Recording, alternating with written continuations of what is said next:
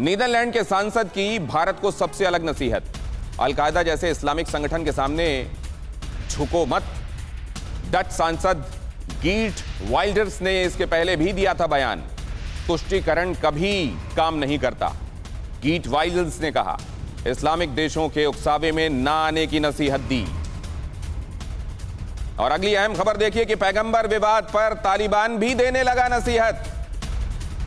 Bamiyan में बुद्ध की मूर्ति के साथ क्या हुआ था आपको याद होगा, वहां से भी नसीहत आ रही है। भारत सरकार से अफगान सरकार की अपील, क्योंकि फिलहाल वहां तालिबान की सरकार है, कट्टरपंथियों को इस्लाम का अपमान करने से रोकें। 57 इस्लामिक देशों ने भी बयान की आलोचना की। पाकिस्तान के प्रोपेगेंडा में फंसकर भारतीय सामान का बहिष्कार किया गया।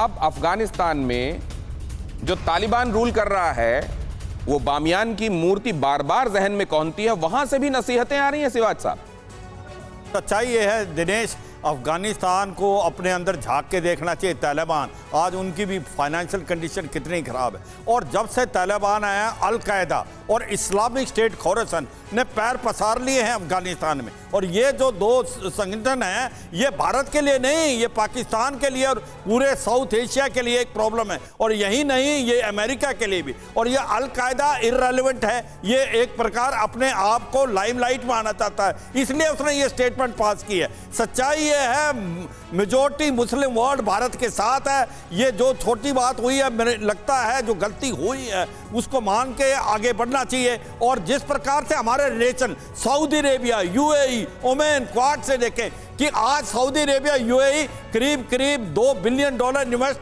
करना चाहता है कश्मीर घाटी में। तो सच्चाई यह है कि भारत एक ऐसा देश है जिसके अंदर सभी रिलीजन, हिंदू, मुस्लिम, सिख, ईसाई सब मिलकर रहते हैं और सब सेकुलर हैं। हर एक को एक प्रकार इक्वल भरोसा मिलता है। और ये सच्चाई है। आज आप देखें कि भारत के अंदर हमारे जो प्रेसिडेंट और वाइस प्रेसिडेंट है वो भी मुस्लिम बन चुके हैं, हमारे प्रेसिडेंट मुस्लिम बन चुके हैं। तो सच्चाई ये है, पाकिस्तान को झांक के देखना चाहिए अपने अंदर। आज वहां से आवाज आ रही है। सर, आपकी बात को जरा, आपने बहुत महत्वपूर्ण बात कही है कि हमारे यहाँ टॉप पोस्ट पर, टॉप पोजीशंस पर भी कौन बैठा है, इसको आपको खातिर में लाना चाहिए। अब जरा देखिए, ये अहम पर्सपेक्टिव भी देखिए। पाकिस्तान में अगर आप देखें तो वहां बिजली का संकट अभूतपूर्व है।